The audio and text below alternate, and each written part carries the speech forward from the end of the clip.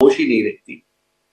जो बेचैनी इस राज्य के लोगों के संदर्भ में हमारे जहन में होनी चाहिए, वैसी बेचैनी पिछले 21 महीने में निजी तौर पर मैंने भी महसूस नहीं की। हम बात करने जा रहे हैं मणिपुर की। मणिपुर अरसे से जल रहा है। मणिपुर में भारतीय जनता पार्टी की स्पष्ट बहुमत की सरकार है, जिसे अन्य दलों का और विधायकों का भी समर्थन प्राप्त है।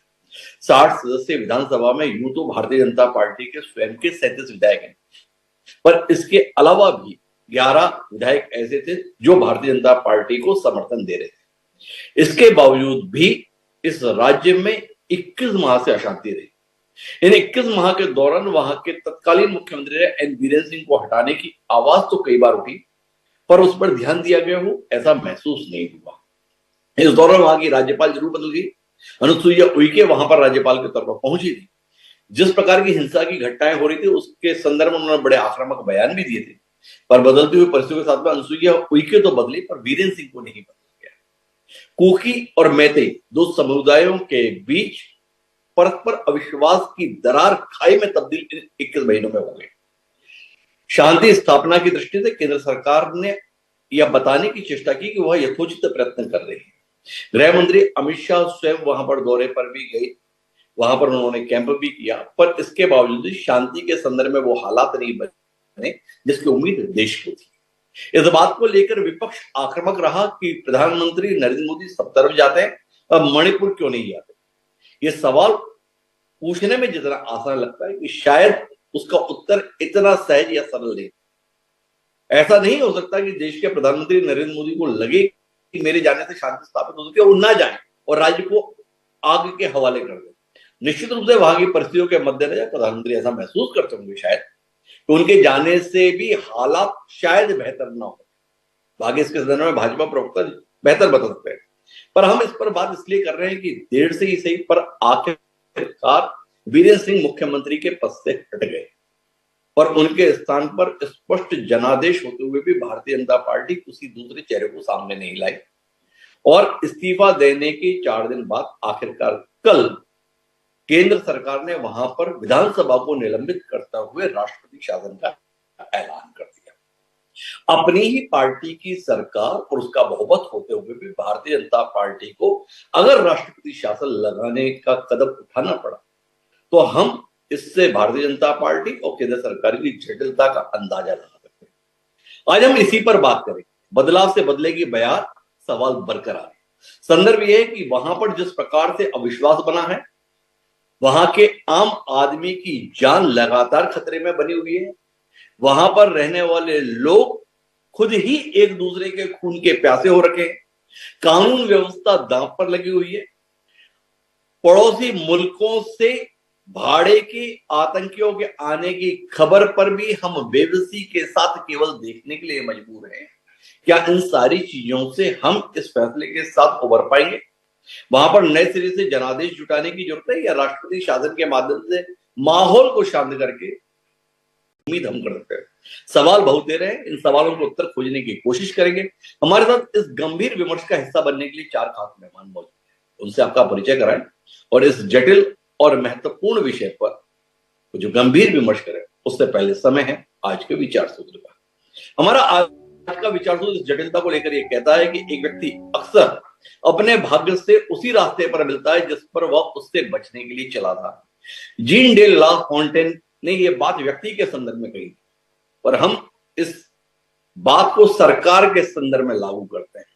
केंद्र सरकार ने भरसक कोशिश की थी, भारतीय जनता पार्टी के शीर्ष नेतृत्व ने भी भरसक कोशिश की थी कि राष्ट्रपति शासन की नौबत ना आए, पर एक लंबे अरसे के बाद ही सही राष्ट्रपति शासन का विकल्प सरकार को चुनना पड़ा है। पर क्या इस विकल्प के बूते मणिपुर में शांति बहाली के संदर्भ में लक्ष्य को प्राप्त कर पाएंगे? ये सवाल है। इस सवाल को ध्यान में रखकर हम अपनी चर्चा को आगे बढ़ाते हैं। हमारे साथ इस चर्चा का हिस्सा बनने के लिए 4 खास मेहमान मौजूद हैं। हमारे साथ शांत प्रकाश जी हैं, जिस भारतीय जनता पार्टी को मणिपुर के संदर्भ में तमाम सवालों का सामना करना पड़ा है जिसके उत्तर मिलते नहीं, उस पर शांत प्रकाश जी हमारे साथ जुड़ने का साहस किए। शांत प्रकाश जी, आपके साहस को प्रणाम। हमारे साथ सुरेंद्र राजपूत जी हैं। पहले भी इस मुद्दे पर जब बातचीत हुई है, सुरेंद्र राजपूत जी ने बहुत मुखरता और सजगता के साथ इस विषय से जुड़े हुए मुद्दों को जनता के बीच रखा है। वो हमारे साथ एक बार फिर मौजूद है। सुनील जी, बहुत बहुत स्वागत। जब भी ऐसे जटिल विषय होते हैं तो हम लेफ्टिनेंट जनरल सेवानिवृत्त जीएस सोढ़ी साहब को हमेशा याद करते हैं। वहां की भौगोलिक परिस्थितियां, वहां के सुरक्षा संबंधी जटिल विषयों पर सोढ़ी साहब को महारत हासिल है। वो हमारे साथ जुड़े हैं, उनसे जानेंगे कि ये कदम किस दिशा में देश को, प्रदेश को लेकर जाएंगे। और साथ ही हमारे साथ वरिष्ठ पत्रकार विपिन शर्मा जी भी हैं, जो तटस्थ राय देने के लिए मौजूद है। आप सभी का स्वागत है। चर्चा की शुरुआत शांत प्रकाश जी से करेंगे, लेकिन उससे पहले दो बयानों पर दृष्टि डालेंगे जो हमें इस कार्यक्रम को आगे बढ़ाने में मदद करें। एक बार दृष्टि उन दो बयानों पर। तरीके से अप्रत्याशित नहीं है। 20 महीनों से हम ये मांग कर रहे हैं कि राष्ट्रपति शासन के अलावा और कोई रास्ता नहीं है। क्या होगा हम कह नहीं सकते, पर एक बात बिल्कुल साफ है कि ये बीजेपी की राजनीति के कारण, विभाजनकारी राजनीति के कारण, ये डिवाइड एंड रूल के कारण ये सब मुसीबतें लोगों को सहना पड़ रहा है। The Honorable President of India, Srimati Draupadi Murmu ji, has put the Assembly of Manipur, the State Assembly of Manipur, under suspended animation, meaning that the Assembly of the state can be revived on a future date as and when the President of India deems fit depending on the circumstances in the state. As far as BJP is concerned, we are committed to the continuing efforts of peace in the state and most importantly to maintain the territorial integrity of Manipur. I repeat, there would be no compromise with the territorial integrity of Manipur. BJP also firmly stands for the fact that any kind of illegal infiltration into Manipur will not be allowed and will be dealt with severe hand. तो दो अलग अलग बातें हैं। बढ़िया अंग्रेजी बोल रहे थे संबित पात्रा जी, अच्छा बढ़ चढ़कर भी बोल रहे थे, और कुल मिलाकर स्पष्ट जनादेश होते हुए भी एक स्थिर सरकार दे पाने में भाजपा का नेतृत्व नाकाम हो गया। और जिन बीरेंद्र सिंह को न हटाने की मानो जिद्द भाजपा नेतृत्व में ठानी हुई थी, जब उन्होंने अपने ही विधायकों का विश्वास खो दिया और अगस्त के बाद से 6 महीने की संवैधानिक बाध्यता के तहत सत्र बुलाने की स्थिति नहीं रही, तो आखिरकार वीरेंद्र सिंह का इस्तीफा हो गया। पर क्या वीरेंद्र सिंह का मुख्यमंत्री बनाए रखना, शांत प्रकाश जी, राज्य की कीमत पे भी जरूरी था, या वीरेंद्र सिंह से ही आपको सारी उम्मीद थी कि अगर हालात सुधरेंगे तो वीरेंद्र सिंह के कारण ही सुधरेंगे, पर वीरेंद्र सिंह विदा हो गए तो अब हालात कैसे सुधरेंगे? थोड़ा शांत प्रकाश जी रोशनी दिए ना। बहुत तेरे सवालों के घेरे में है भाजपा और केंद्र सरकार मणिपुर के संदर्भ में, क्या कहते हैं? देखिए, मणिपुर को यदि हम देखें तो वर्तमान परिस्थितियों से नहीं बल्कि इसका पुराना इतिहास है उससे देखना पड़ेगा, क्योंकि ये जो समस्या है वो एक दिन में पैदा नहीं हुई, ये वर्षों से पैदा हुई। और उस वक्त में शासन जो है वो कांग्रेस का शासन था, और जिस तरीके से पड़ोसी मुल्कों से घुसपैठियों ने वहां पर उत्तर पूर्व के क्षेत्रों में जिस तरीके से आए, और खासतौर पर मणिपुर में उन्होंने अपना जो है ना एंट्री की, किसी सूरत में कांग्रेस के तत्कालीन नेताओं ने उन लोगों को रोकने का प्रयास नहीं किया। और आज वही लोग वहां आकर के जो है जिस तरीके से असंतोष पैदा कर रहे, और संरक्षण उनको कांग्रेस का ही चूंकि मिला, तो वो उस पर जो है आप देखें कि ये लोग जो है अपने की ओर के ऊपर पर्दा डालने के लिए मणिपुर को हर वक्त जो है ना वर्तमान सरकार के सामने चैलेंज के रूप में रखने का प्रयास कर रहे हैं। लगातार इस प्रकार की घटनाएं हुई। 93 में भी तो वहां पर दंगे हुए, काफी बुरी हालात हुई। राजेश पायलट उस वक्त में 3-3.5 घंटे के लिए गए, उस वक्त में गृह राज्य मंत्री थे। तो इस तरीके से इनका किसी सूरत में पूर्वोत्तर के जो राज्य हैं और मणिपुर में जो घटनाएं उसको उसके साधने का इन लोगों की तरफ से कोई प्रयास नहीं किया गया। साथ ही साथ चिदम्बरम जी ने जिस तरीके से पिछले दिनों एक ट्वीट किया, उस ट्वीट में उन्होंने जो 3 जो समूह वहां पर मुख्य रूप से रह रहे हैं, क्योंकि मैतई और नागा, उन लोगों के लिए इन्होंने कहा कि इनको सहायता मिलनी चाहिए।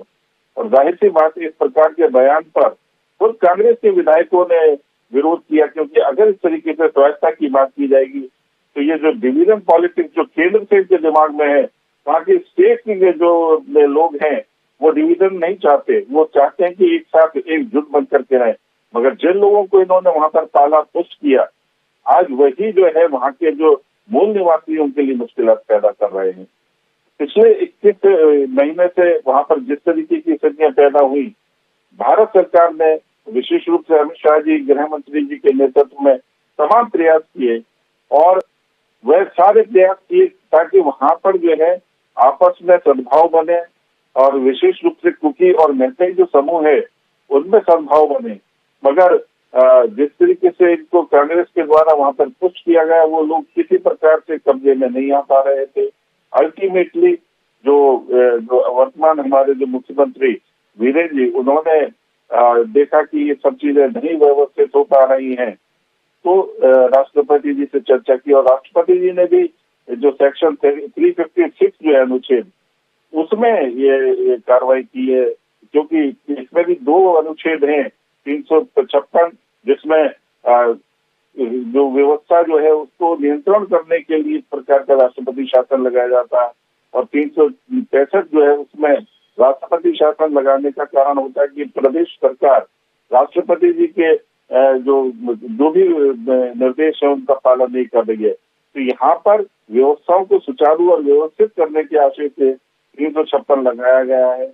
अब वहां पर जो भी कार्रवाइयां होंगी वो राज्यपाल और राष्ट्रपति जी के निर्देश के अनुसार। जी, मैं माफी के साथ में कुछ सवाल आपके पास रखता हूं।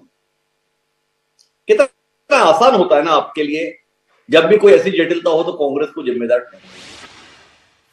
आपको इस देश की सत्ता संभाले हुए अभी साल भर नहीं हुआ है, 2 साल नहीं हुए, 4 साल नहीं हुए, 11 साल हो गए आपको इस देश की हुकूमत संभाले हुए। कब तक कांग्रेस के नाम पर नारियल फोड़ेंगे? मणिपुर की अशांति के लिए आप कांग्रेस को जितना भी जिम्मेदार ठहरा पाए, पर आपसे तो उम्मीद देश ने यह बांधी थी ना कि आप आकर सब कुछ ठीक करेंगे। 11 साल बाद ये नाकामी आपके हिस्से में, इसको लेकर कोई शर्मिंदगी आपके अंदर? पहला सवाल। दूसरा सवाल, दूसरों को जाने दीजिए।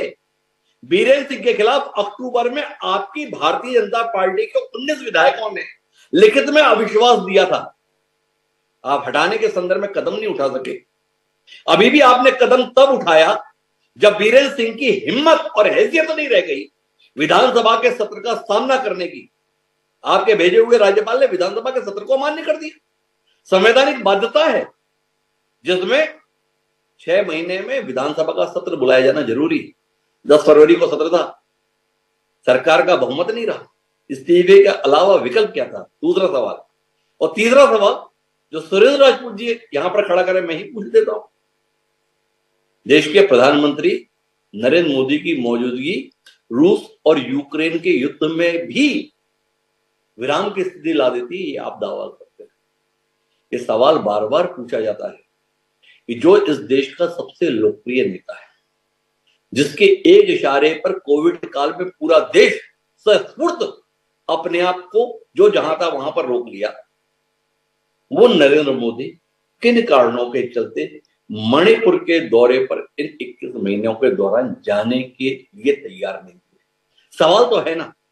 इस सवाल का उत्तर आप जैसे सुधीर प्रवक्ता से मिलने की उम्मीद है। 3 सवालों का उत्तर चाहिए शांत प्रकाश जी। कांग्रेस पे कब तक नारियल फोड़ेंगे? बीरेंद्र सिंह से आपकी मोहब्बत क्या? और मोदी जी के मणिपुर न जाने की वस्तुतः वजह क्या? रोशनी मिले तो जरा सुरेंद्र राजपूत जी से बात करें, वो क्या सोचते हैं इस संदर्भ में और अपने आप को कितना कटघरे में पाते हैं आपके अनुसार मणिपुर के वर्तमान हालात के लिए।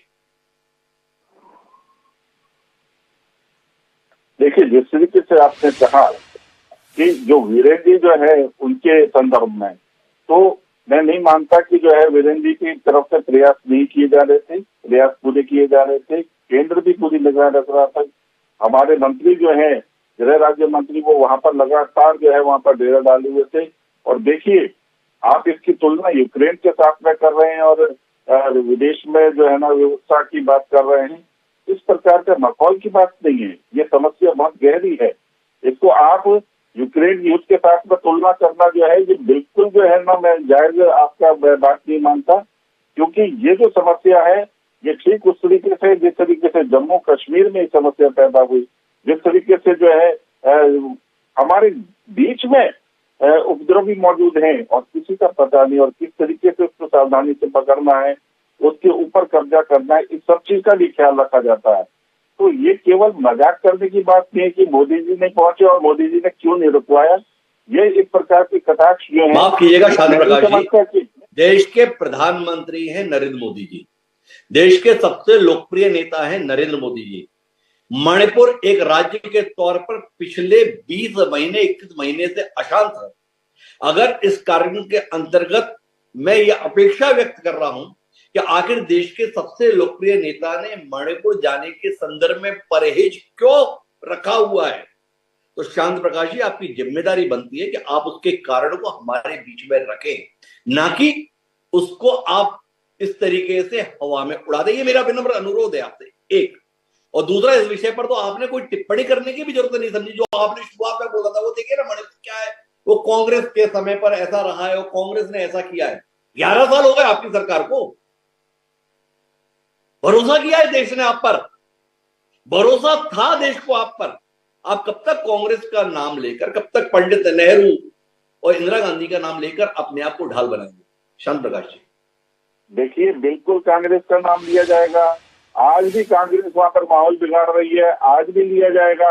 और ये नहीं है कि केवल जो है ना, अगर हम जो लोगों ने वहां पे सत्ता संभाल ली है तो इनके जो कारनामे हैं इनकी चर्चा नहीं की जाएगी, डेफिनेटली की जाएगी। इन्हीं के कारण से वहां पे ये स्थिति पैदा हुई है। और यही लोग वहां पर, क्योंकि ये देखिए, अभी कई चीजें और खुलने वाली हैं, उन चीजों को बोलना इस वक्त मैं जायज नहीं समझता। वो चीजें भी जो है ना सिस्टम में आ चुकी है और जानकारी में आ चुकी है कि ये किस तरीके से वहां पर किसके द्वारा दिए गए पैसे से ये सारे मूवमेंट वहां पर चला रहे हैं और उसके पीछे आशय क्या है। ये भी 2-4 दिन में सब चीजें स्पष्ट होंगी। मैं ये मान करके चलता हूं कि मणिपुर की समस्या जड़ मूल से खत्म होगी, इसको अधूरा नहीं छोड़ा जाएगा। इस चीज को मैं आपको आश्वस्त करता हूं और मोदी जी के नेतृत्व में ही ये काम हो रहा है और ये पूर्ण होगा। शांत प्रकाश जी बस इतना और बता दीजिए, आपका तो स्पष्ट बहुमत है ना मणिपुर में, आपके अपने विधायक हैं, जनता के चुने हुए विधायक अपने बीच में नेता नहीं चुन पाए। शांत प्रकाश जी, ऐसी लाचारी, ऐसी नाकामी, ऐसी बेबसी, कुछ कहना चाहिए? कोई नाकामी नहीं है। ये जो सस्पेंशन है जो किया गया है वो स्थिति को देख करके किया गया है और दोबारा हमारी ही सरकार राष्ट्रपति शासन के बाद में बनेगी। आप धैर्य रखें और आपको इसके परिणाम भी देखने को मिले। चांद प्रकाश जी हमारे सवालों को उत्तर देने के स्थान पर धैर्य रखने की सलाह हमें दे रहे हैं। धैर्य तो रखा ही था ना, 8 तारीख को इस्तीफा दिया था वीरेंद्र सिंह ने, 12 तारीख तक कोशिश करते रहे कि वीरेंद्र सिंह का कोई विकल्प निकल जाए। आखिरी में विकल्प राष्ट्रपति शासन के रूप में आया है। शांत प्रकाश जी, वापस लौटूंगा आपके पास कुछ बेहतर जवाबों की उम्मीद के साथ। बहुत सुधीर प्रवक्ता है, बड़ी उम्मीद है आपसे इस कार्यक्रम में कुछ ऐसे तथ्य आप सामने रखेंगे जो देश को हिम्मत, हौसला दे सके। तो मैं सुरेंद्र राजपूत जी के पास चलता हूं। सुरेंद्र राजपूत जी, कितने आभारी हैं आप केंद्र सरकार के, आपकी पार्टी के मीडिया विभाग के प्रमुख वरिष्ठ नेता जयराम रमेश जी ने कहा है कि हम तो अरसे से मांग कर रहे थे राष्ट्रपति शासन की, आपकी मांग को भाजपा एनडीए ने मान लिया। सुरेंद्र राजपूत जी, क्या उम्मीद कर रहे हैं आपकी मांग मान ली गई है? सुरेंद्र जी, बहुत शुक्रिया हिमांशु भाई आपका। देखिए, 3-4 चीजें हैं। हम धैर्य रखें या ना रखें, आप धैर्य रखें ना या रखें, देश तो धैर्य रखे हुए है ना। वो देश धैर्य रखे हुए जिसकी माताएं बहनें सामूहिक रूप से बलात्कार की जा रही है मणिपुर में, जिसके कि बरसों बरस से कुकी और मैतेई जो साथ रह रहे थे, नागा साथ रह रहे थे, उनको मूल निवासी के नाम पर एक दूसरे से लड़ा दिया। वहां के सुरक्षा बलों के हथियार जो है मैतेई लोगों के पास चले गए, कुछ कुकी लोगों के पास चले गए। उसके बाद भी बीरेंद्र सिंह अपने उसमें राजमहल में रह रहा है और हम लोग लगातार कह रहे थे कि यहाँ पर ये सरकार निकम्मों की सरकार है। हमने तो तब भी करते हुए धैर्य रखा। हमने तो तब भी धैर्य रखा जब राहुल गांधी जी को वहां भेजा गया। राहुल गांधी जी गए वहां, राहुल गांधी जी से कहा कि आप सुरक्षा के कारण से यहाँ नहीं जा सकते तो आप हेलीकॉप्टर से जाइए। तो जैसा जैसा सरकार ने कहा वैसे गए और अगले दिन वो राज्यपाल जी से भी मिले। सारी चीजें हम लोगों ने 3-3 बार गए राहुल गांधी जी वहां। इसके बाद लगातार आप भारतीय जनता पार्टी को देखिए कि भारतीय जनता पार्टी लगातार अपना स्टैंड चेंज करती है। भारतीय जनता पार्टी या तो इतिहास के नाम पे झूठ, छल, कपट और प्रपंच करती है, और या फिर भविष्य की आशा के नाम पर झूठ और सच और छल कपट करती है। हम तो मणिपुर के बारे में कह रहे हैं, कांग्रेस पार्टी के ऊपर आप बेवजह एक बेशर्मी भरे आरोप इसलिए लगा रहे हैं चूंकि आप मणिपुर को शांत नहीं कर पा रहे हैं। और मणिपुर को क्यों शांत नहीं कर पा रहे हैं? चूंकि आपकी वोटों की भूख ने वहां पर एक बहुत बड़ा विरोधाभासी एक समाज पैदा कर दिया, कुकी और मैतेई के बीच में। ये आप ही लोगों की जिम्मेवारी है। इसकी फसल जो है ये देश को काटनी पड़ रही है आपकी सांप्रदायिकता की। मैतेई को आपने क्या कहा, कुकी को आपने कैसे वो किया, कुकी को आप कैसे विदेशी बता रहे हैं, कभी विदेशी हाथ बता रहे हैं। अरे भाई, देश की क्या नाम सरकार आपके पास, बॉर्डर की सिक्योरिटी आपके पास, मणिपुर की सरकार आपके पास, अगर वहां उसके बाद भी कोई विदेशी हाथ आता है तो जिम्मेवारी राहुल गांधी जी की या सुरेंद्र राजपूत की या हिमांशु जी की तो नहीं होगी ना, जिम्मेवारी तो आपकी होगी। इसका मतलब आप निकम्मे हैं, नाकारा है, इस्तीफा दे दीजिए। कौन रोक रहा है आपको? सच बात यह है कि इस तरीके की बातें करके देश अब भ्रमित नहीं होने वाला। जिस तरीके से भी आप बात कर रहे हैं, आप कुछ सवाल हैं, कुछ बातें हैं, और हम यहां सवाल भी नहीं करते आपसे क्योंकि देश का मामला है। हम आपकी बहुत कमियों को बात नहीं करना, कमियां तो आप में 1000 हैं। हम आपसे यह पूछना चाहते हैं कि जो काम आपने आज किया और डर करके किया, क्योंकि आपके बड़े विधायकों ने, ज्यादा विधायकों ने कहा कि जैसे ही हम असेंबली में आएंगे हम बीरेंद्र सिंह सरकार के खिलाफ मत करेंगे, कांग्रेस के साथ मत करेंगे, अविश्वास प्रस्ताव हमने ऑलरेडी दे रखा था इनको, ठीक है ना। आपने डर करके इस्तीफा ले लिया बीरेंद्र सिंह से। उसी बीरेंद्र सिंह से आपने इस्तीफा ले लिया जिसकी 90% ऑडियो जो हैं वो वॉइस मैच कर गई हैं, जहां पर वो उग्रवादियों को, अशांत करने वाले लोगों को इंस्टिगेट करते हुए नजर आ रहे हैं। ये मैं नहीं कह रहा हूं, ये बाकायदा कोर्ट ऑफ लॉ में वो है। तो जिस आदमी को जेल में होना चाहिए, जिस आदमी को जेल में रहना चाहिए, जिस आदमी के खिलाफ राष्ट्रद्रोह का मुकदमा होना चाहिए, उस आदमी को आपने मुख्यमंत्री बना रखा था। ये नाकामी किसकी है? नरेंद्र मोदी जी की, अमित शाह की, या सुरेंद्र राजपूत की? आप बताएंगे हमें। आप कांग्रेस के नाम पर, नेहरू जी के नाम पर, इंदिरा जी के नाम पर कितने भी पन्ने फाड़ लीजिए, जैसा हिमांशु जी ने कहा, लेकिन अब 11 साल से सरकार आपकी है। आपके पास एक नॉर्थ का बहुत बढ़िया एजेंट है जिसका नाम हेमंत बिस्वा शर्मा है, जिसकी वजह से वहां पर आपकी सरकारें आ रही हैं, जो भी काम करते हैं वो। आप मुझे ये बताइए, उनके रहते उनकी फोर्स है असम राइफल्स। असम राइफल्स के ऊपर मणिपुर में आरोप क्यों लगते हैं? कोई बताएगा? वो मणिपुर को शांत कराने जाती है असम राइफल। असम राइफल को मणिपुर को शांत कराने के नाम पर जो है मणिपुर की जो लोकल पुलिस है, लोकल बॉडीज है, एन बीरेंद्र सिंह की सरकार, एन बीरेंद्र सिंह के समर्थक उग्रवादी, ये लोग मणिपुर, असम राइफल पर जो हमारी सेना का अंग है, टेरिटोरियल आर्मी है हमारी, उसके ऊपर आरोप लगाते हैं कि साहब ये तो मणिपुर को अशांत करना चाहते हैं।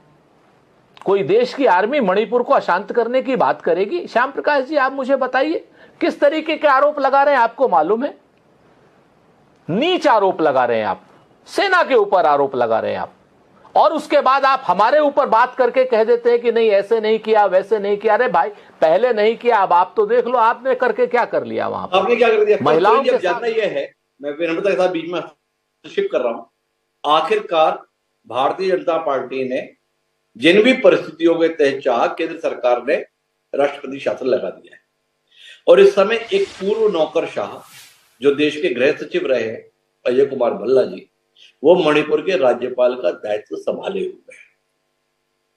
क्या उम्मीद कर रहे हैं आप मणिपुर के संदर्भ में?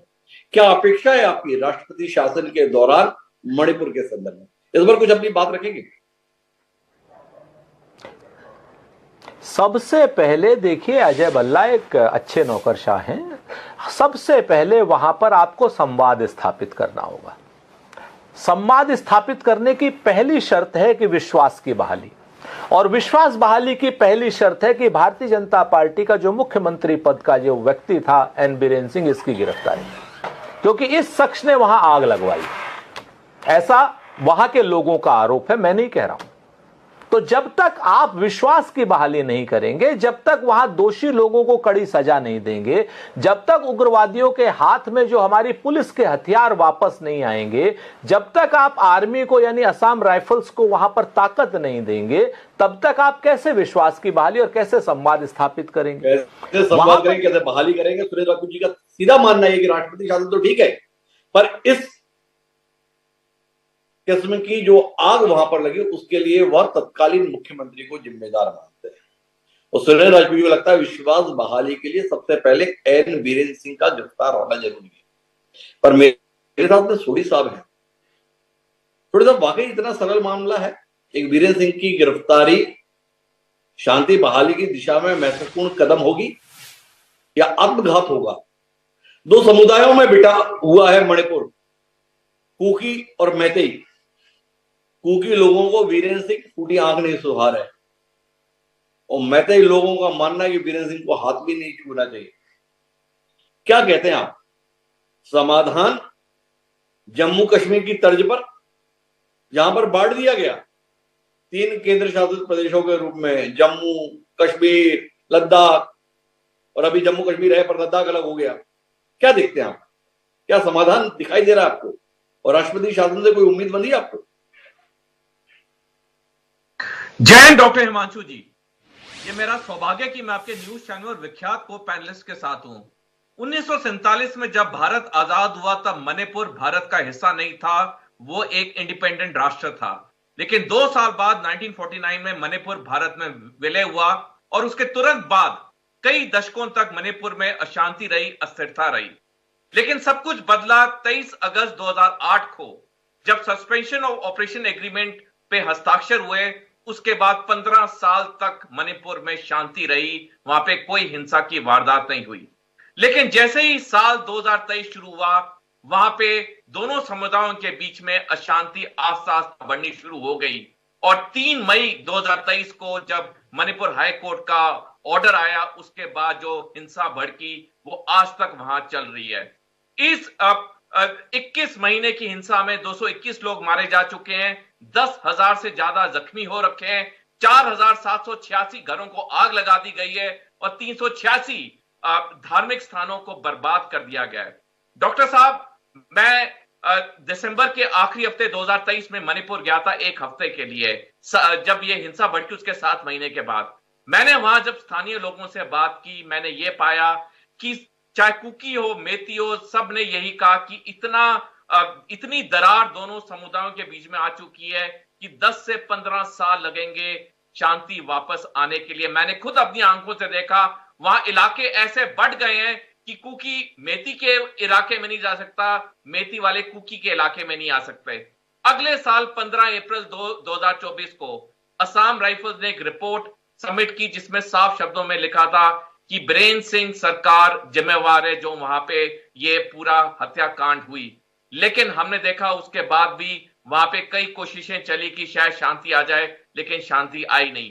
डॉक्टर साहब, ये जो राष्ट्रपति शासन लगा दिया गया है, ये एक बहुत अच्छा कदम है, लेकिन इसको आगे लेने के लिए बहुत जरूरी है कि दोनों समुदायों के बीच में जो ट्रस्ट डेफिसिट है, जो विश्वास खत्म हो चुका है, इस विश्वास को वापस लाया जाए। वहां पे कोई ऐसा इंसान मुख्यमंत्री बनाया जाए, या एक ऐसी नॉन पार्शियल वहां पे कमेटी बनाई जाए जो ना कुकी समुदाय की हो ना मेती की हो, वहां पे इंडिपेंडेंट लोग हों, ताकि दोनों समुदाय को वापस लाएं। मैं एक और टिप्पणी करना चाहूंगा डॉक्टर साहब, मणिपुर हमारे लिए बहुत महत्वपूर्ण है, सारे राज्य महत्वपूर्ण है, लेकिन क्योंकि मणिपुर एक बॉर्डर राज्य है, उसकी जो इंप्लीकेशंस हैं वो बहुत गहरी हो जाती हैं, और इसलिए बहुत जरूरी हो जाता है कि जो भी देरी हुई, अब जो हुआ उस पर तो कुछ नहीं हो सकता, लेकिन आने वाले समय में एक तीव्र गति से मणिपुर में शांति लानी होगी, अन्यथा आने वाले समय में भारत के लिए बहुत दिक्कतें पैदा होंगी।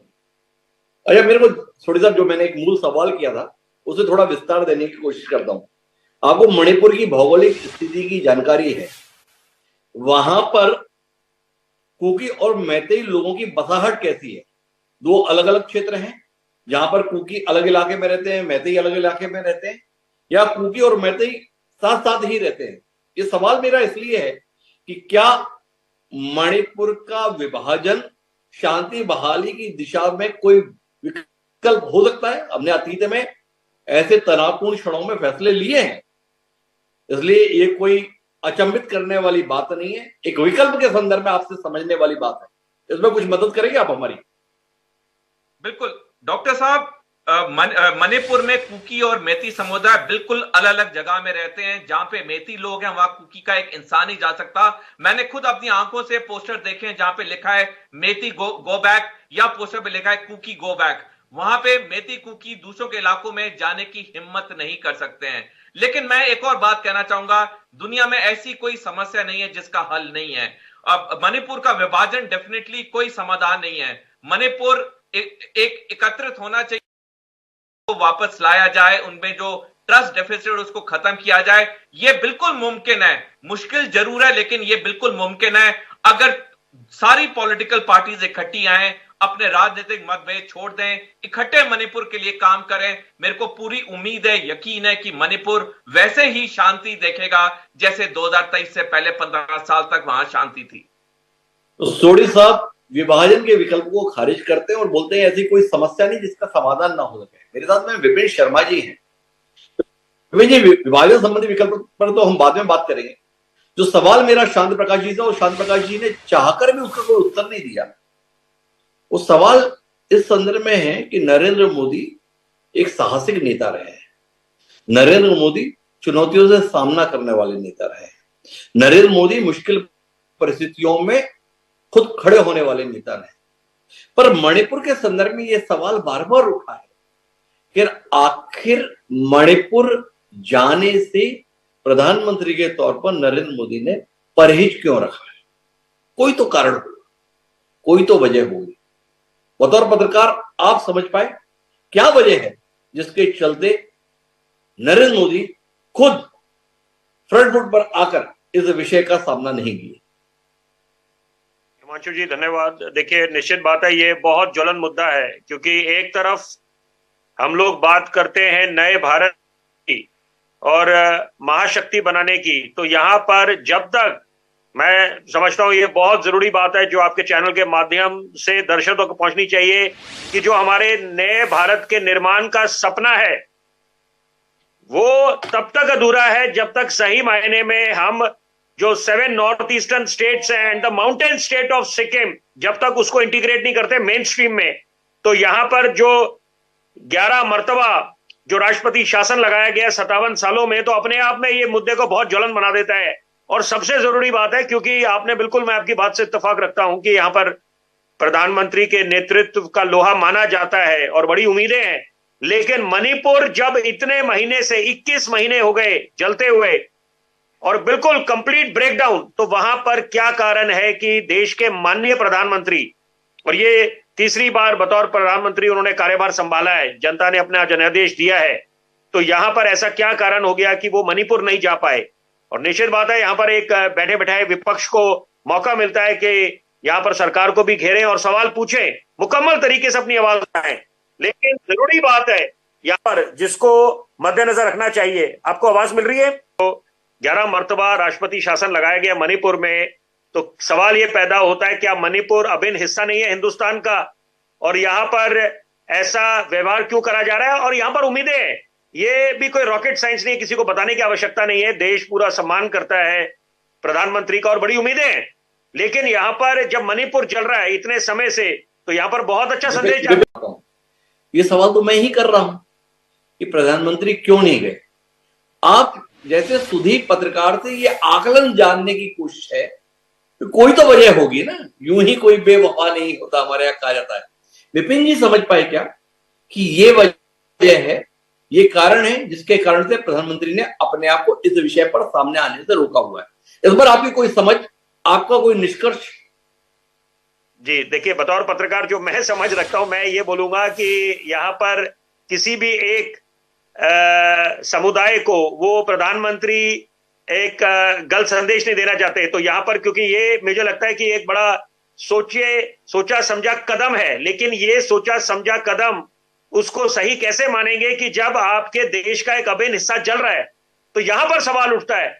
और यहां पर अब जाके क्योंकि अविश्वास वाला प्रस्ताव आने वाला था। और साथ में बहुत जरूरी बात है कि यहाँ पर जो प्रधानमंत्री का अमेरिका का दौरा, उसके पहले फ्रांस, तो वो वहां पर ये ऐसा आशंकाएं जताई जा रही थी कि यहाँ पर उनसे सवाल पूछा जाता मणिपुर को लेकर, तो वहां पर ऐसे ना हो कि यहाँ पर वो बिल्कुल एक मुश्किल की स्थिति हो जाती, चुनौती हो जाती, तो वहां पर ये उसके पहले राष्ट्रपति शासन लगा दिया गया।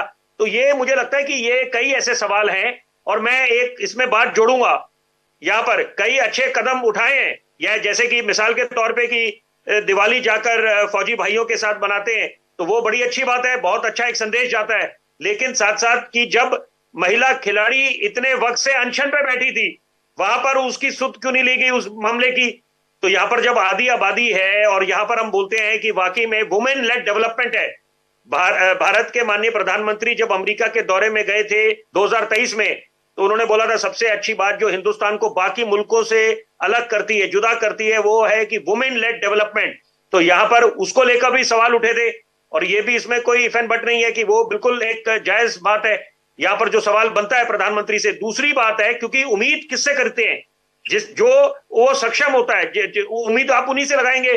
तो यहाँ पर जब मणिपुर चल रहा है तो ये उम्मीद थी देश को कि प्रधानमंत्री बीच में हस्तक्षेप करेंगे तो इस ज्वलंत मुद्दे का समाधान निकल सकता है, क्योंकि कोई ऐसी समस्या नहीं है जिसका समाधान ना हो। जैसे कि ना हो समाधान, विपिन जी बार बार ये बात कह रहे हैं, पर ये सवाल अनुत्तरित है। पर मैं शांत प्रकाश जी आपके पास में फिर आता हूं, थोड़ी मदद कीजिए अगर आपका मन हो हमारी मदद करने का। ये राष्ट्रपति शासन आपने क्यों लगाया? मणिपुर को बचाने के लिए, मणिपुर की समस्या के समाधान के लिए, या अपनी इज्जत बचाने के लिए? डर गए आप इस बात से कि केंद्र में आपकी सरकार होते हुए एक राज्य में भाजपा की सरकार अविश्वास मत के माध्यम से गिर जाएगी। एक सरकार बचाने की खातिर आपने राष्ट्रपति शासन लगाया, ना कि एक राज्य बचाने की इच्छा के तहत राष्ट्रपति शासन के विकल्प को चुना। ये सवाल जहन में आता है शांत प्रकाश, उत्तर की अपेक्षा है आपसे, अगर आप देना चाहें। हम तो आग्रह ही कर सकते हैं, अधिकार तो आपका है, हमारे सवालों का उत्तर दें कि ना दें। मैंने आपको शुरू में ही बताया कि जो राष्ट्रपति शासन जो है वो 356 के अंतर्गत लगाया गया है, और ये व्यवस्थाओं को कंट्रोल करने के लिए, क्योंकि वहां पर जो हालात हैं उसको कंट्रोल करने के लिए, वहां किसी प्रकार से सरकार बचाने का विषय नहीं है। सरकार के देखो हर चीज को राजनीति से नहीं, बल्कि कई जगहों पर उन चीजों को भी ध्यान में रखने की आवश्यकता है जहां पर जो हम एक मजबूत सरकार लेके चल रहे हैं, तो हमारी जिम्मेवारी बनती है कि जो मणिपुर में जो हालात हैं उनको बेहतर करें, एकदम नॉर्मलाइज करें, और उसके लिए ये स्टेप उठाना जरूरी था। अब चूंकि वहां पर राष्ट्रपति शासन लग चुका है, दोनों पक्षों को, बल्कि सभी पक्षों को बैठा करके एक बेहतर से बेहतर विकल्प निकले, और इस सब चीजों को कंट्रोल। अब यार कई बार ये पूछा जाता है कि प्रधानमंत्री जी क्यों नहीं गए। अचानक वहां पर एक मूवमेंट शुरू होता है, उस मूवमेंट के पीछे तमाम तरीके की शक्तियां हैं, उन सब चीजों के ऊपर नजर रखना। मैं समझता हूँ कि 15,000 से ज्यादा FIR हुई है लोगों को, वहां पर जो है ना देखा जा रहा है कौन इन सब चीजों को वहां पर कर रहा है, कौन करवा रहा है, सब चीजों को जांच कर रहे हैं। हमारी सरकार पूरी मुस्तैदी से वहाँ काम कर रही है, हमारे जो सारे सुरक्षा बल जो है वो वहां पर काम कर रहे हैं। और देखो आपने मेरे सवाल का उत्तर दिया, अगर मैं ठीक समझ पाया, गलत हो तो आप सुधार दीजिएगा, कि आपने राज्य के हालात के मद्देनजर राष्ट्रपति शासन को जरूरी समझा, इसलिए राष्ट्रपति शासन लगाने का विकल्प चुना। पर आपके पूरे राष्ट्रपति शासन लगाने की कवायद में तो ऐसा दिखता नहीं। अविश्वास प्रस्ताव आया हुआ है, विधानसभा का सत्र है, सत्र मुलतवी कर दिया गया, और अविश्वास प्रस्ताव का सामना करते हुए वीरेंद्र सिंह ने पद नहीं छोड़ा। अविश्वास प्रस्ताव का सामना करने से पहले उन्होंने इस्तीफा दिया। अगर आपने राष्ट्रपति शासन राज्य हित में सोचा था, हालात के मद्देनजर सोचा था, तो इस्तीफे के साथ ही राष्ट्रपति शासन का ऐलान क्यों नहीं हुआ? क्यों आप 5 दिन तक कवायद में लगे रहे नई सरकार बनाने के संदर्भ में? पर किसी नेता के संदर्भ में आपके विधायक एक राय नहीं हो पाए, इस बेबसी में, इस मजबूरी में, इस लाचारी में आपने राष्ट्रपति शासन लगाया। अगर ये निष्कर्ष एक राजनीतिक विश्लेषक के तौर पर निकल कर आए श्याम प्रकाश जी, कोई ऐतराज आपको? देखिए, 6 महीने तक सेशन ना हो और उसके बाद मालूम है कि अगर ये सेशन जो है, जो बजट सेशन वहां होने जा रहा था, एकदम अपोजिशन जो है उसमें पूरा जिस तरीके से मूवमेंट चलाने के मूड में थे, तो वीरेन ने इस्तीफा देने की पेशकश की। और 6 महीना 1 दिन होने के बाद में 356 में राष्ट्रपति शासन लगाने के लिए राष्ट्रपति जी को जो है एक दिख रहता है कि वहां पर जो है इंटरनल जो इश्यूज है उसको नॉर्मलाइज करा जाए, और वहां की जो पॉलिटिक्स हो रही है, वहां के जो उपद्रव को लेकर के, उस पर भी काम करने की आवश्यकता है। तो मैं समझता हूँ कि जो राष्ट्रपति शासन जो लगा है वो केवल इस कारण से लगा है कि वहां पर जो हालात हैं उसको कंट्रोल करने के लिए, और वो मैं माफी के साथ में फिर शांत प्रकाश जी, आप जैसे सुधीर प्रवक्ता से ऐसी उम्मीद नहीं रहती कि वो तथ्यों को गलत रूप से प्रस्तुत करे। आपने फिर से, पहले तो आप कांग्रेस पे मेहरबान थे, अब आप विपक्ष पे मेहरबान हो गए। आपने कह दिया बड़ी सरलता के साथ में कि विपक्ष जिस प्रकार से कर रहा था उसके कारण से हमने ये किया। 60 सदस्यीय विधानसभा, 37 भाजपा के विधायक, 32 चुनाव में जीते थे, दल बदल के माध्यम से 5 को आपने फिर शामिल करा लिया जनता दल के, तो हो गए आपके 37 आपके खुद के विधायक, और इसके अलावा 11 विधायकों का आपकी सरकार को सीधा समर्थन, तो संख्या बल हो गया 48। 60 में से 48 विधायकों के समर्थन के साथ मौजूदा सरकार खतरे में आ गई। हालात आपके काबू से बाहर जा रहे थे, क्योंकि 12 विधायकों ने ऐसे हालात कर दिए आपके। आप इतने बेबस, इतने लाचार, इतने कमजोर कभी महसूस नहीं हुए शांत प्रकाश। भाजपा बहुत मजबूत पार्टी है, ऐसी बेबसी को क्यों कार्यक्रम में जाहिर कर रहे हैं? विरोधियों ने आपको परेशान किया, या मणिपुर में आग लगते लगते अब आपके घर में आग लग गई। आपके अपने विधायक नाराज हो गए, आपके अपने विधायकों का आपके प्रति अविश्वास आ गया, इसके चलते राष्ट्रपति शासन का विकल्प चुनने के लिए आप मजबूर हो गए। बस नहीं है, और पूरी जो है मुस्तैदी से काम है, बहुत बढ़िया तरीके से जो एक्शन लिया गया है। मैं फिर बोल रहा हूँ कि ये एक्शन जो है मणिपुर को सही करने के लिए, वहां की स्थिति को बेहतर करने के लिए, जो वहां पर हालात हैं वर्षों से, उसको नॉर्मलाइज करने के लिए स्टेप उठाना था, उठाया गया है। और आगे जो है मैं समझता हूँ कि बहुत जल्द ही हम उन सब चीजों को दुरुस्त कर पाएंगे जिसने मणिपुर के हालात से जाने। तो एक चुनी हुई सरकार जिन हालात को नहीं संभाल पाई है, उसको राष्ट्रपति शासन के माध्यम से संभाल लिया जाएगा, यह भरोसा शांत प्रकाश जी हमें दिला रहे हैं। लेकिन सुरेंद्र राजपूत जी, 2022 में चुनाव हुआ था मणिपुर में, इस विधानसभा का विधिवत कार्यकाल 2027 तक है।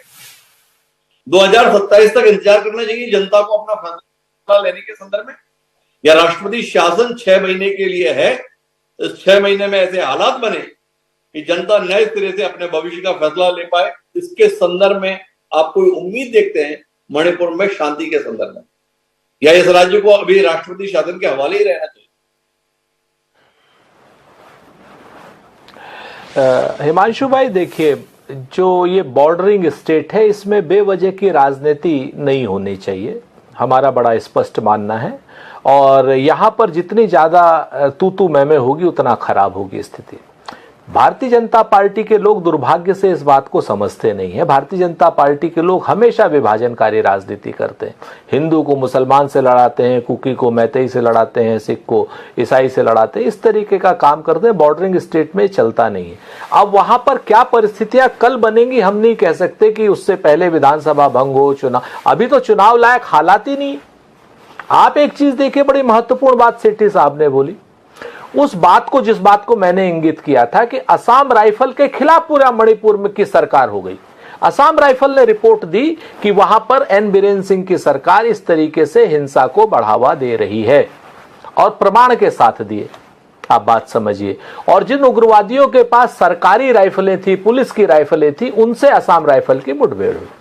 अब यहां पर असम राइफल हमारा सेना का एक अविभाज्य अंग है, उसके खिलाफ अगर मणिपुर के जो क्या नाम सेना अगर आरोप लगा रही है तो उस आरोप की जांच नहीं हुई। उस आरोप को लगाने के बाद वीरेंद्र सिंह लगातार मुख्यमंत्री बने रहे। वीरेंद्र सिंह इस समय हट जाते, डर गए भाजपा वाले, इन्होंने कोई राजनीतिक फैसला नहीं लिया, देश के हित में फैसला नहीं लिया, इन्होंने अपनी बेइज्जती से डर करके फैसला लिया और इन्होंने फैसला लिया जो कि अपने आप में अस्वीकार्य है। ये लोग जो है बहुत स्पष्ट रूप से देश सबसे बड़ा है, हम तो कहते हैं ना कि राष्ट्र प्रथम है, ये लोग भी कहते हैं, लेकिन इन लोगों के कर्मों में नहीं दिखता राष्ट्र प्रथम, इन लोगों के दिखता चुनाव में राष्ट्र प्रथम है।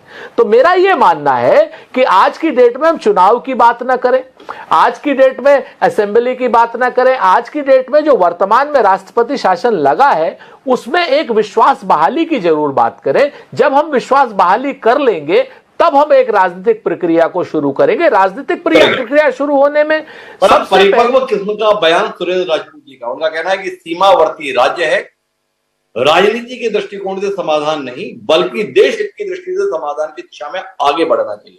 सोडी साहब, अब निर्णायक बातचीत पर हैं हम, क्योंकि समय हमारा सीमित है। क्या कहते हैं आप? वीरेंद्र सिंह तो हट गए, पर वीरेंद्र सिंह मैतेई लोगों की पहली पसंद और कुकी लोगों का अविश्वास, और जिस असम राइफल्स की बात हो रही है उसके प्रति मैतेई लोगों का विश्वास। क्या असम राइफल्स की मौजूदगी वहां पर शांति बहाली की दृष्टि से मददगार रहेगी, या कोई और फोर्स को डिप्लॉय करना, चुना जाना ठीक वैसे ही जरूरी है जैसे एन वीरेंद्र सिंह का सत्ता से हट जाना? सवाल गंभीर है पर विमर्श है, विमर्श में हर पहलू पर विचार होना चाहिए, इसलिए यह सवाल आपसे। डॉक्टर साहब, असम राइफल्स और जो भारतीय सेना की वहां एक डिवीजन तैनात है, दोनों निरपक्ष हैं, कोई पॉलिटिकल उनकी अलाइनमेंट नहीं है। दोनों संगठनों में सैनिक हर जगह से आते हैं, अफसर हर मजहब के आते हैं, और ये दोनों संगठन, चाहे भारतीय सेना की डिवीजन है या असम राइफल्स का एक रेंज है वहां पे, ये दोनों पहले दिन से बहुत अच्छे काम कर रहे हैं। उनको वहां से नहीं हटाना चाहिए, बल्कि मैं तो यह कहूंगा कि पूरे मणिपुर में arm forces special power act को दोबारा लगा देना चाहिए। अभी कई इलाके हैं जिसमें आफ्पा नहीं है। आफ्पा नहीं होने से प्रॉब्लम यह होती है कि सेना अपनी ऑपरेशंस को प्लान नहीं कर सकती है। उसे कोई अगर ऑपरेशन प्लान करना है उसे पुलिस को इन्फॉर्म करना होता है, और इस चक्कर में कई इंटेलिजेंस लीक हो जाती है। तो डेफिनेटली असम राइफल्स और भारतीय सेना के दोनों जो फॉर्मेशंस हैं मणिपुर में बहुत अच्छा काम कर रहे हैं, बल्कि मैं तो यह कहूंगा कि उनकी ताकत को और बढ़ाना चाहिए ताकि वो जल्दी से जल्दी मणिपुर में शांति लाएं और ट्रस्ट डेफिसिट को खत्म करें। मैं आखिरी टिप्पणी के लिए विपिन जी आपके पास आता हूं। सोडी साहब सेना के अधिकार बढ़ाने की बात कर रहे हैं, और एक लोकतांत्रिक देश में मानव अधिकारों को लेकर, नागरिक के मूलभूत अधिकारों को लेकर बात कही जाती है। भारतीय जनता पार्टी स्वयं इसकी हिमायत करती है। क्या कहते हैं? मणिपुर में अभी मन कड़ा करने की जरूरत है, सख्त फैसले लेने की जरूरत है। अगर अजय भल्ला जैसा एक अनुभवी अधिकारी राज्यपाल के तौर पर इसी केंद्र सरकार के द्वारा भेजा गया है तो उन्हें अधिकार संपन्न बताए। जो सोडी साहब कह रहे हैं कि हम उस कानून को लागू करें जिसमें सेना के हिस्से में अधिकार आए और वो ऑपरेशन कर सके, आपकी राय? देखिए, सोडी साहब ने बड़ी अहम बात बोली है। दो बातें हैं इसमें कि एक तो जो यहाँ पर अफस्पा की बात करी है उन्होंने, तो वो भी अपनी जगह बात दुरुस्त है, और साथ में जो ट्रस्ट डेफिसिट है, क्योंकि पहले देखते थे कश्मीर में क्या होता था कि कॉन्फिडेंस बिल्डिंग मेजर्स सीबीएम, तो वहां पर उसकी चर्चा होती थी। जब ट्रस्ट डेफिसिट मिलाकर विपिन जी से हमारा समझ टूटा है, लेकिन हम निर्णायक नतीजे पर अगर इस चर्चा में पहुंच रहे हैं तो महत्वपूर्ण बात यह कि अरसे के बाद ही सही एक कदम केंद्र सरकार ने उठाया, चाहे वो जिन भी परिस्थिति में, पर राष्ट्रपति शासन मणिपुर में लगे ये समाधान नहीं है। राष्ट्रपति शासन के रहते हुए वो कदम उठाए जाने चाहिए विश्वास बहाली के संदर्भ में, जिससे वहां पर शांति स्थापित हो सके। जो समुदाय एक दूसरे के खून के प्यासे हैं उनके संदर्भ में वो विश्वास बहाली की कोशिश होनी चाहिए कि वो मिलजुल कर प्रदेश और देश के विकास में अपनी भूमिका निभाने के लिए तत्पर हो। देश के प्रधानमंत्री हैं नरेंद्र मोदी, उम्मीद करते हैं कि वो स्वयं इस पहल का नेतृत्व करेंगे। उनकी आवाज दुनिया सुनती है ये दावा अगर भाजपा का है, तो उस दावे की परीक्षा यह है कि मणिपुर में भी उनकी आवाज को सुना जाना चाहिए। और उम्मीद ये कि जल्द ही मणिपुर वापस शांति के रास्ते पर अग्रसर होगा। आप सभी मेहमानों को बहुत बहुत धन्यवाद हमारे साथ इस चर्चा का हिस्सा बनने के लिए। समय है आज की प्रासंगिक पंक्तियों का, आज के शेर का। तो इन हालात के मद्देनजर हमारा आज का शेर ये कहता है कि हमसे पहले भी मुसाफिर कई गुजरे होंगे, हमसे पहले भी मुसाफिर कई गुजरे होंगे, कम से कम रहागे पत्थर तो हटाते जाते। राहत इंदौरी ने अतीत को लेकर शिकायत की है, अतीत को लेकर शिकायत हमें भी है, लेकिन इसके कारण से भविष्य को लेकर उम्मीद छोड़ी नहीं जा सकती। भविष्य को लेकर उम्मीद कि जिन भी परिस्थितियों में सही एक कदम उठाया गया, वो कदम आने वाले समय में सही साबित हो और मणिपुर वापस अमन चैन के साथ सांस लेता हुआ दिखाई दे। इस कामना के साथ मुझे दीजिए याद, सोमवार को फिर मिलेंगे नए विषय के साथ चर्चा में। तब तक के लिए सलाम।